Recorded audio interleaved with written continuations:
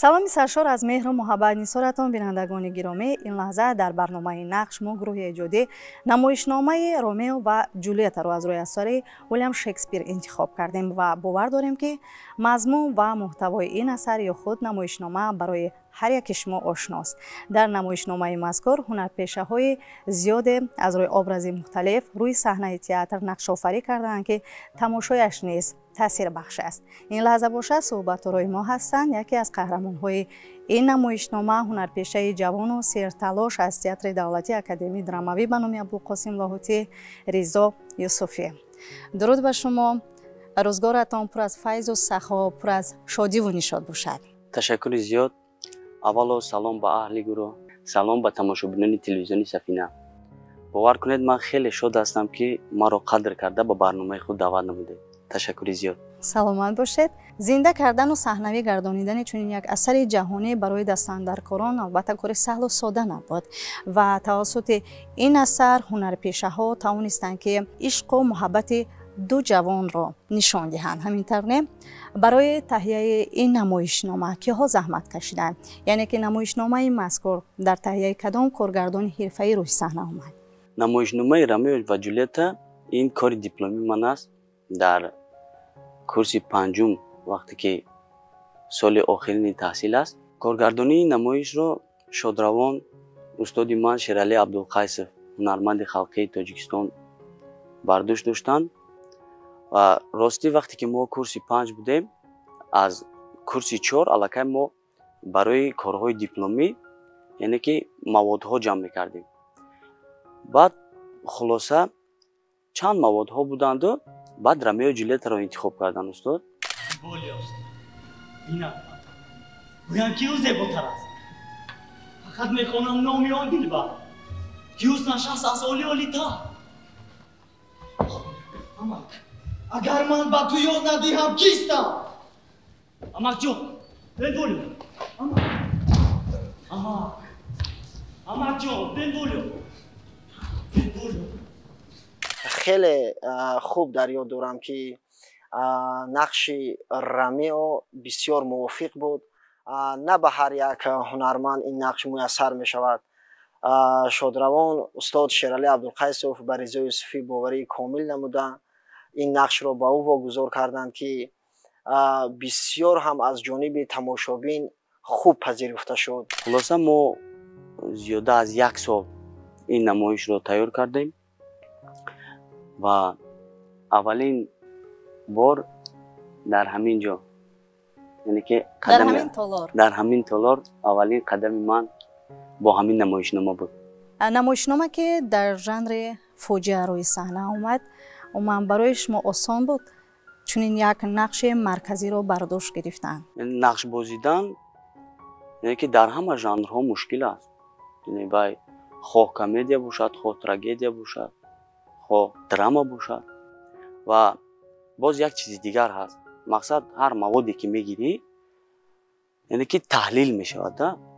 وقتی مواد خوندی همون خیلی برآمده و یعنی که یعنی بازی کردن نمیگویند، در زبان تئاتری زندگی کردن میگویند. خیلی درست‌تر میشه برای که ما حیات یک شخص دیگر زندگی میکنیم. بودن نمایشنامه‌های دیگری که همین گونه نقش یک جوان عاشق را بازی کرده باشد و اون که این اولین نقش شما است. راستی از همون دوره دانشجویی وقتی که کورس 3 میشه پارچه‌ها میگیری زیادترک با من نقش‌های عاشقی میدادن. بعد وقتی که به تئاتر کار اومدم قسمی زیادی نقش‌های من همش عاشقی است. یکی از جوان پیش قدم که به نظر میرسد، به چشم میافتد، این رضا یوسفی که حبیب یوسفی بازی کرده بود، نقش حبیب یوسفی شاعر. بعد چی گفتنیم؟ بیاد بچه با لیاقت، با سواد و انسان خوب.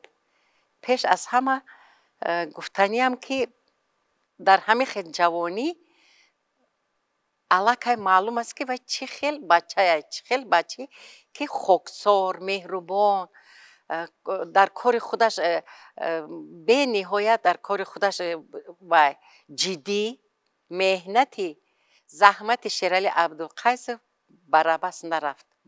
چون که انا همین خیلی شاگرد تیار کرد که حقیقتا هم اگر استاد شوی همیشه باید شاگرد تیار کنی. روزهای اولی که اینها رو به کار قبول کردن، هر چهاری همین نفر خودی ریزا و شریکانش در حقیقت در تئاتر به همین نمایش‌ها داخل شدن و تلاش کردند و ریزا در یک مدت کوتاه اول در نمایش‌های بچگانه و بعدتر در نمایش‌های برای کلانان راه یافت و نمیدونم یک چند سال کار میکند، الکی چند نقش مرکزی بازی میکند. هنگامی که شما نامه در دست میگیرید در اول کمی در تعجب میافتید، ولی بعدا پس از خواندن نامه در چهرهتان خوشحالی پدید میآید.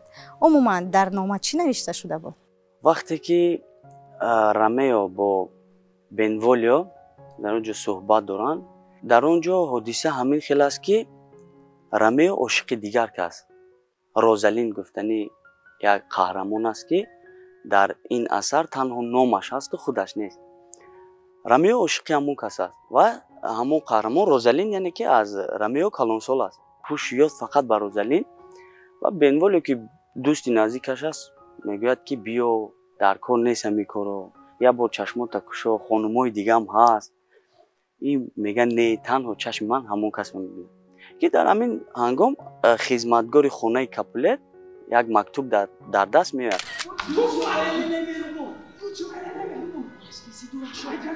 اما اینها باید کجا جمع بیان؟ کجا؟ به خانه‌مون برای شما بودن جناب. خونه کی؟ خونه آقای من جناب. آقای من جناب، این آقا دارد من کاپولت هست جناب. جناب زودتر جناب اگر شما از خانواده‌مون تک نباشه مرحمت کرده به خونمون و گولیتون یک قدر باید تشکر.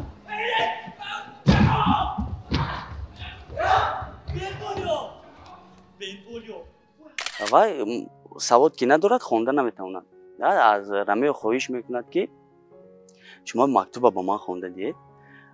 در اون مکتوب شخصایی که به جشن دعوت کرده شدند به خانه کاپولت میخواند که در آنجا نام روزالین رو میبیند و میستد و یعنی که شاد میشود. شاد شوی و از چی است؟ یعنی که من هم به همین جشن میروم، شاید که روزالین رو در آنجا ببینم.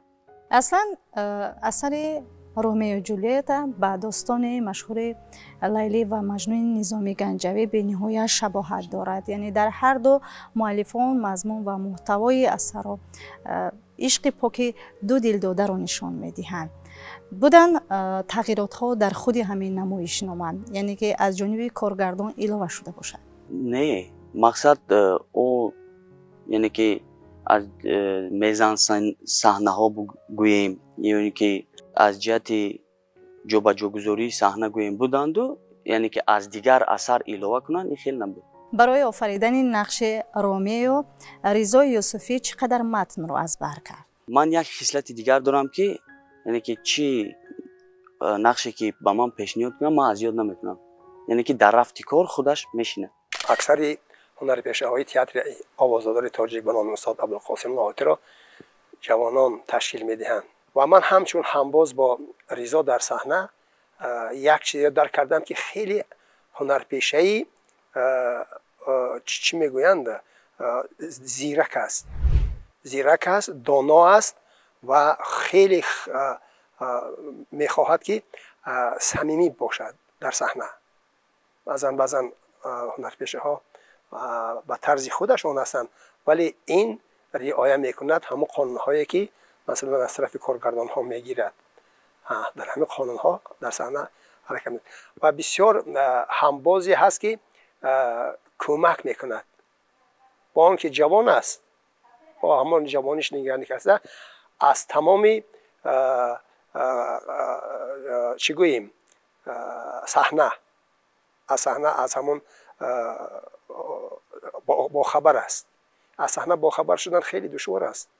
این خیلی سالهای طولانی را درک میکند و آیا هنرپیشه با همون رسد که سیر صحنه را پی برد.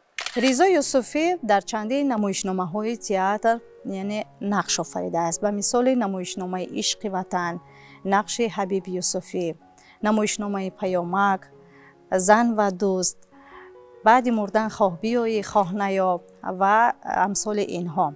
در کدام از این نمایشنامه ها نقش آفری کردن یا که ابراز هایی که بر دوش شما دادم به نهایت مقبول بود؟ همه نقش ها برای من پسند هستند.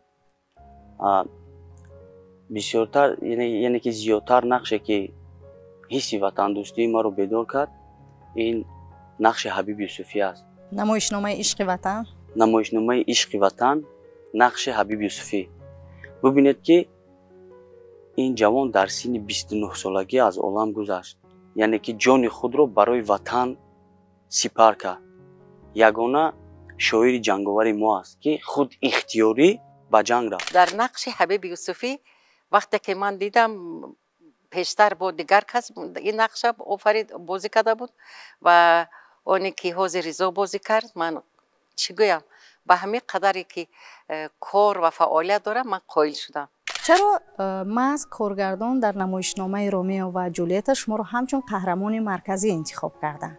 هر یک کارگردان خودش میدوند که مقصد میخوند همون پیسه گرفته‌اش رو قهرمان‌هایش رو الکی و خودش میبیند. شاید کارگردان محض ما رو در همین راه دید. چی نور است که در اون تیره زد و رخشان شدم. آنجا شرق است و جولیت آفتاب.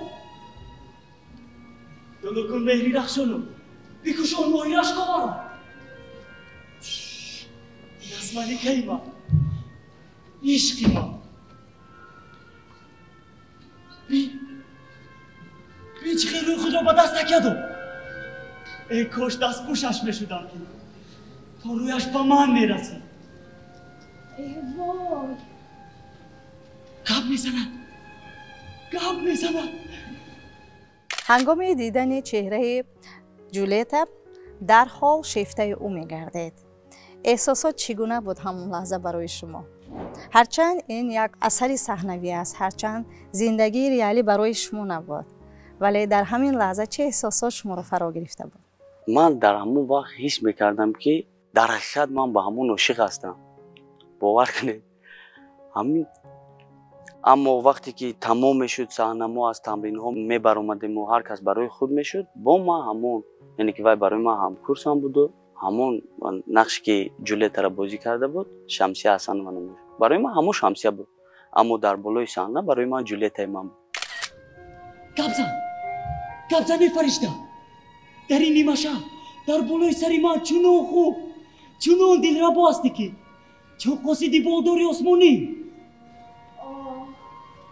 رامیو، چرا تو رامیو هستی؟ پدر خود را این کار کن، دست از نور خود بازم یا که سربندی عاشقی رو آن وقت من دیگر کفلی نیستم. باز گوش دیم یا گپ زدن گیرم.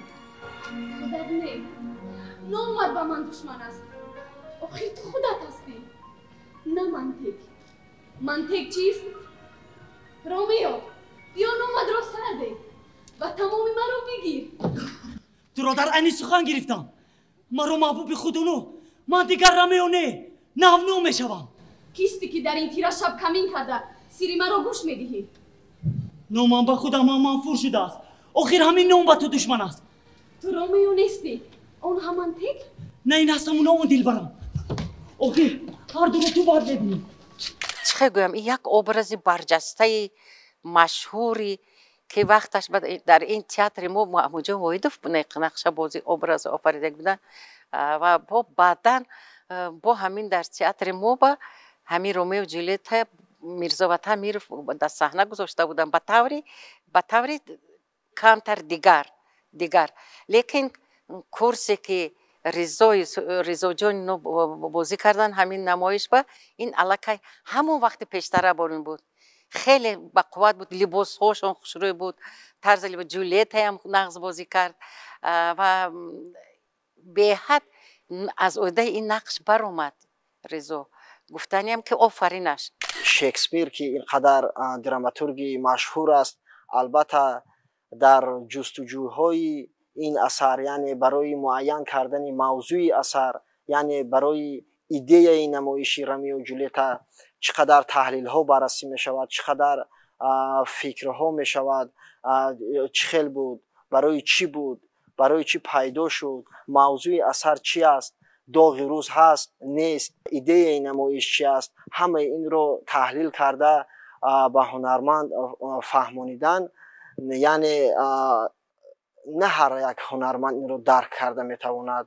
هنرمندی که دانشی خوب دارد، هنرمندی که مهارت بلند دارد، هنرمندی که میخواهد که هنری خود را صیقل دهد، بیشتر کوشش مینماید و همه این کوشش ها در ریزا یوسفی دیده می شود. در کدام لحظه نمایشنامه نقش آفری کردن برایتان به نهایت مشکل بود؟ همون لحظه که من به قبرستان میدرایم و یعنی که جسد جولیتا رو میبینم، همون لحظه برای من دشوار بود. در نمایشنامه رومیو و جولیتا در انتخاب آرایش صحنه خود، دکور و موسیقی که ها زحمت سنگین کشیدن؟ از همه زیاد این راهبر کورسی ما شادروان شیرعلی ابوالقیس زحمت کشیدن و همه چیز در عهده خود همون شخص بود. گرچنده که اسیستنت کارگردان خودی من بودم، راستی من دایری همون نقش خودم فقط فکر میکردم چی از زحمت کلان کشیدگی اینجا شیرعلی ابوالقیس است. در نمایشنامه رومیو و جولیتا شما آنچنان دیوانوار عاشق جولیتا هستید و زندگی خود را بدون او هم تصور کرده هم نمیتوانید. چرا برای یکجا شدن این دو دلداده پدر در اول ضد میبراید؟ پدر لورنسیو از همه کاری رومیو خبردار است و میدونست که روزالین رو دوست می‌دارد و وقتی که نزد پدر لورنسیو میاد با او میگوید که وای عاشق شده است و میپرسد که با کی عاشق شده است؟ میگوید با جولیتا. جولیتا یعنی که میگه از خانواده کاپولت. و این پسر میگه تو هوش داری؟ میدونی با کی عاشق شده ای؟ یعنی که این دو خانواده با هم دشمنی خونین داشتن. رومیو این است که سرخیزیت مرا میباوراند که یک ماجرات را خیزانده است. این طور باشد خطا نیست اگر گویم رومیو اصلا نبود است این شب در بیستر. بله پدر جان، گواراترین راه داشتم من. خدا عفو کند تو با روزالین بودیم سخن؟ با روزالین؟ نه مقدس پدر، از یاد بردم هم غمی او را هم نامی او را. با خوش پسر پس کجا بودی؟ میگویم پدر جان، میگویم پدر جان. بی شیرت پدر. پدر امشب در بزم دشمنان یک دو ماه بالا ناگاه تیرم زد. پدر جان خودش هم تیر خورد. اکنون علاج هر دو میباشد در دستهای پر برکت تو. پدر من کینه پرور نیستم. میبینی که حتی غمخوری دارم در حق بدترین دشمن. گوش کن پرده گفزن آشکارا بگو اگر اقرار گناه قطعی نیست او هم قطعی نیست. رومیو میگوید که پدر از شما خواهش که ما رو با هم یعنی که نکاح کنید. در اول پدر لورنسیو راضی نمیشود، یعنی که میگوید که نه این کاری که تو میکنی خطا است. در آخر راضی میشود. با چه خاطر راضی میشود؟ با یک خاطر راضی میشود که شاید محبت همین دو دلداده یعنی دشمنی خونین همین دو عائله رو برطرف کند. محبت کی بیشتر بود؟ از رومیو یا اینکه جولیتا به اندیشه شما؟ از هر دوش. اگر از یکی زیاد میشد، اگر گوییم که از جولیتا زیاد میشد، رومیو خودش رو نمیکشد. یعنی که از رومیو زیاد میشد، جولیتا خودش رو نمیکشد. یعنی که محبت هر دو قهرمان برابر بود. چرا شما در صحنه جنگ تن به تن میکنید؟ یعنی چی باعث کردید که شما شمشیر در دست می جنگید؟ رومیو با تیبالت می جنگد. یعنی قهرمان من در این اثر تا همون وقتی که مرکوچیو یکی از دوستان نزدیک رومیو است تا وای وفات نمی کند اون کس رو تیبالت می کشد. تا همون وقت رومیو نمی جنگد. وای دوستدار صلح است به خاطری که به خاطر جولیت یعنی که تیبالت امکزاده جولیت است. وقتی که مرکوچیو با تیبالت می جنگد وای میگوید که ایسته дар кор нест. вай кӯшиш мекунад ки ҳамин ҷангро ором кунад. یعنی تا این لحظه رومیو اتفاق و اتحاد رو قبول میکند. бале баъд аз он ки тибалт меркутиёро мекушад, яъне ки вай фирор мекунад. тибалт фирор мекунад. вақте ки хабар мерасад ки меркутиё мурд, баъд тибалт ромео худаш аҳд мекунад ки яъне ки бо тибалт биҷангад. нисбати разилро пас гир. рӯҳи меркутиё болои сари мо мунтазир аст ки ту пешаш равӣ. бояд ту равӣ ё ман ё ҳарду. писараки дава ин ду ҳам бо ҳам даст будӣ. дар он дунё ҳам бо ҳам бош лаънатӣ.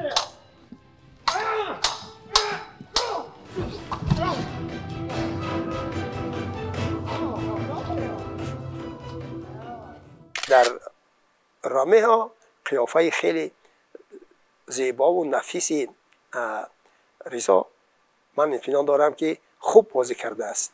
ҳамон маҳорате ки аз устодон гирифта буд, ҳамон бисёр зебо, бисёр хуб рӯи саҳна оварда буд. ман афсӯс мехӯрам ки масалан ин рӯзҳо агар ҳамин намоиша, ҳамин пьеса намоишномаи агар театр гираду намоиш кунад, боз пайдо шудаанд ромео ҷулиеттаҳо ки метавонанд дар ҳамин саҳна озодона моҳирона ҳунарнамоӣ кунанд. ҳанӯз сур нашудааст. чаковат накун. булбул будӣ ки гӯши тарсонатро нороҳат кард. дар он дарахт рӯаша мехонад. ҷонам, ба ман бовар кун. булбул буд. боз камтар бист. шитоб дар кор нест. ҷулиетта! ҷулиетта! модархонумат инҷост. эҳтиёт шавед.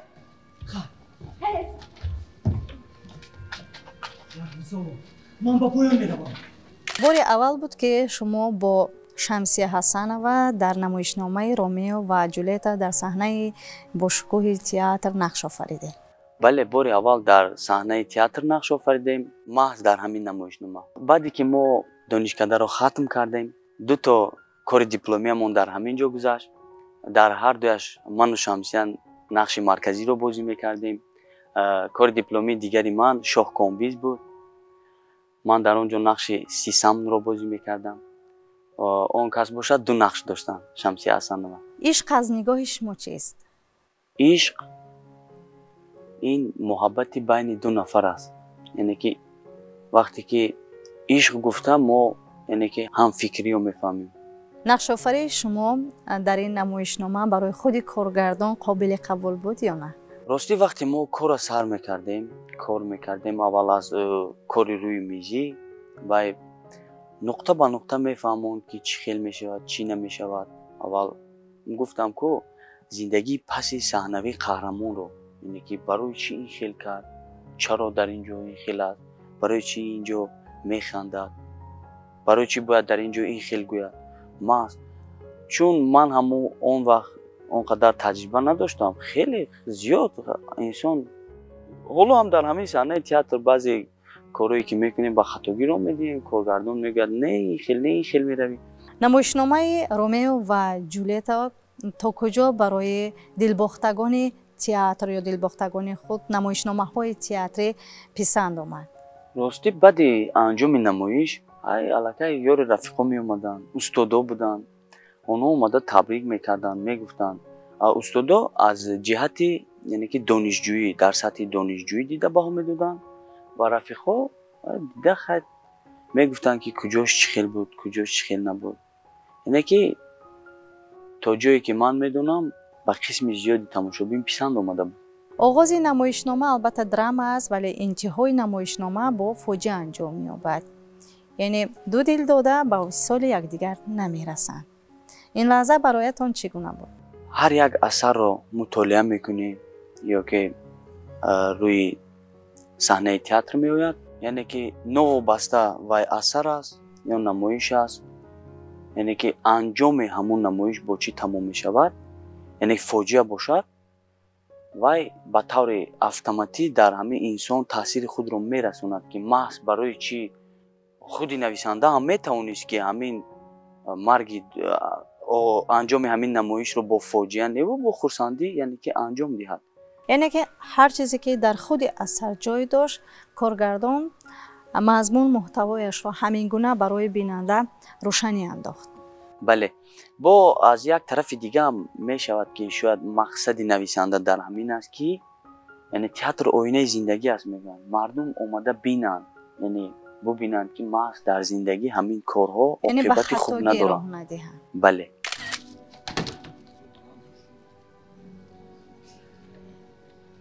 ёра марге ки шаҳди нафаси туро чашидааст, ҳанӯз бар зебогият ғолиб наомадааст. эй ҷулет, чаро ту ин қадар зебо шудаӣ?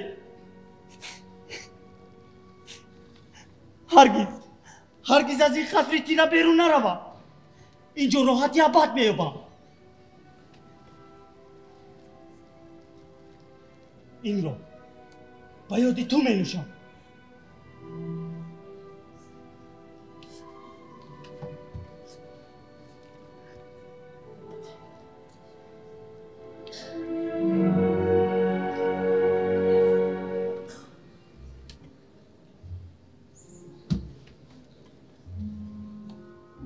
و من اطمینان آن دارم که این جوانی که امروز به صحنه گام‌های خود را الکی در این سن سال جوانی خیلی برجسته گذاشته است، در آینده هنرپیشه خیلی ممتاز و هنرپیشه خیلی دوست داشته مردم ما میگرده. در همین جوانی در مدتی که من در تئاتر ما 6 سال کار میکند، الکی یک گالا ابراز ها، یک گالا بسیار نقشه آفرید و رضا از عهده خدمت حربی هم برآمد.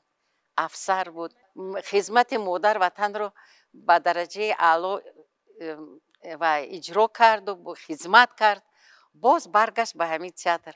من خرسند شدم. ما نیز میخواهیم محبت همیشه پایدار باشد. همگان در آغوش محبت ها زندگی کنند.